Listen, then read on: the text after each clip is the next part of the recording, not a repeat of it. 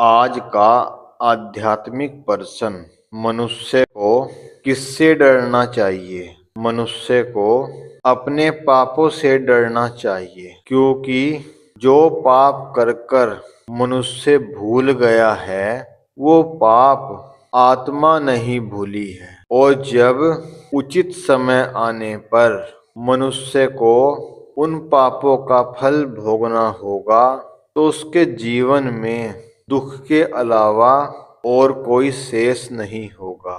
इसलिए मनुष्य को अभी से ही ईश्वर की शरण में जाकर अपने किए हुए पापों की प्रतिदिन क्षमा याचना करनी चाहिए, जिससे उसकी प्रार्थना उसकी आत्मा तक पहुँचे और उसकी आत्मा की प्रार्थना उस परम पिता परमेश्वर तक पहुँचे, जिससे उस मनुष्य के किए हुए पाप कुछ कम हो सके।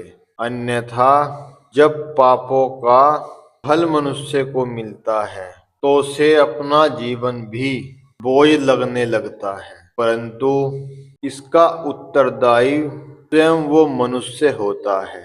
इसलिए मनुष्य को प्रतिदिन ईश्वर के चरणों में बैठकर अपने किए हुए पापों की क्षमा याचना करनी चाहिए, जिससे उसके कुछ पाप कम हो सके, या जो भी आज के समय में उसके जीवन में दुख का समय चल रहा है वो समय भी कट सके।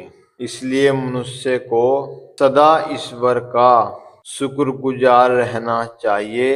ईश्वर ने मनुष्य को ये ज्ञान दिया है कि वो जान सके कि उसे बनाने वाला कौन है, उसे इस पृथ्वी लोक पर भेजने वाला कौन है। जब मनुष्य को ये ज्ञान हो जाए तभी से ही उसके पाप क्षीण होने लगते हैं, कमजोर होने लगते हैं और पुण्य बढ़ने लगते हैं। इसीलिए मनुष्य को सदा उस ईश्वर परमात्मा और परमेश्वर का शुक्रगुजार रहना चाहिए, जिसने उसे जन्म देकर पृथ्वी लोक पर भेजा है।